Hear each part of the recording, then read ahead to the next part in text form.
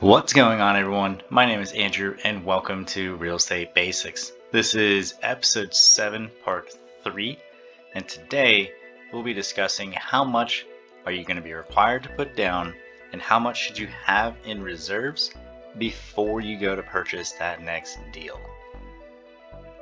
Continuing our discussion on metrics to consider for a rental property, we've covered the percentage thumb rules, cash flow, cash on cash return, net worth return on investment.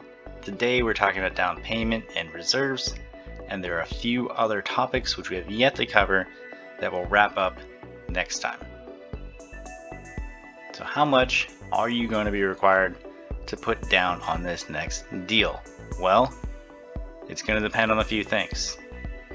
The type of property that it is, whether or not it's going to be an owner-occupied home, or if you're going to be purely renting it out, your actual lender, and the type of loan, to name a few. So let's give a couple examples. For an owner-occupied home, i.e. a single family or a multi-family home between 2 and 4 units, your down payment can go as low as 0% using loans such as a VA or USDA loan as long as you qualify. If you qualify for an FHA loan, you can put down as low as 3.5%, and there are other first-time homebuyer loans and conventional loans that allow you to put down as low as 5%. Now for non-owner-occupied properties, it's a little different. For a single family, for a conventional loan, lenders will typically require you to put 20% down. For condos or multifamily, for a conventional loan, they're going to require you to put at least 25% down. And for a multifamily that's greater than 4 units, this is going to require a commercial loan. It doesn't qualify for a traditional residential loan. Now you're wondering, why do I have to put so much more down for a non-owner occupied versus owner occupied? Well, that's because the lender sees the investment as more of a risk. Therefore, they want you to have more skin in the game. That's why. Closing costs. Don't forget about closing costs. Why? Because you have to pay them in addition to your down payment. Now, closing costs will depend on your lender, whether or not you're paying down any points on the loan, your insurance, property taxes, and if you choose to shop around for different services. And there are sometimes upfront fees, especially if you have PMI. Sometimes lenders will charge an upfront PMI cost or charge. Some examples of closing costs: you have your origination charges, fees that you can choose to shop for, such as title fees, appraisal fees. Now, if you choose not to shop for these, that's fine. Your lender will traditionally farm that out and then discharge you when it comes time for closing.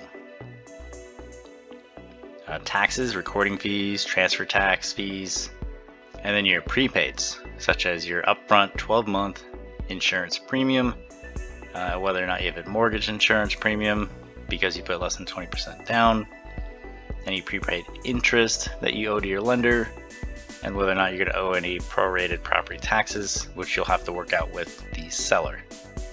And there's also real estate commission, right? For the realtors, this is typically paid by the seller.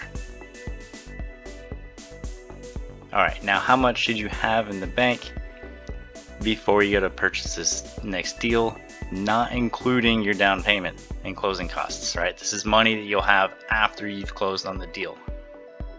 Well, that's gonna depend on your comfort level, your job and income stability, and the location and age of the home, just to name a few things.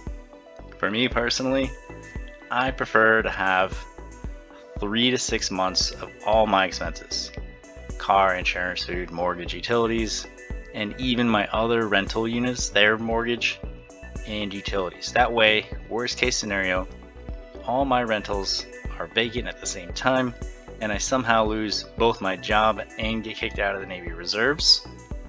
Then I have 3 to 6 months to get myself back on my feet before I run out of money.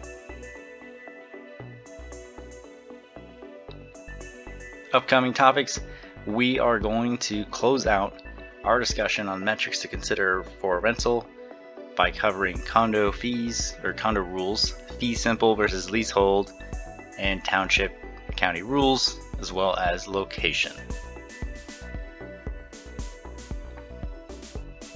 And that's it for this one. If you enjoy this content, please like and subscribe. And until next time, take care.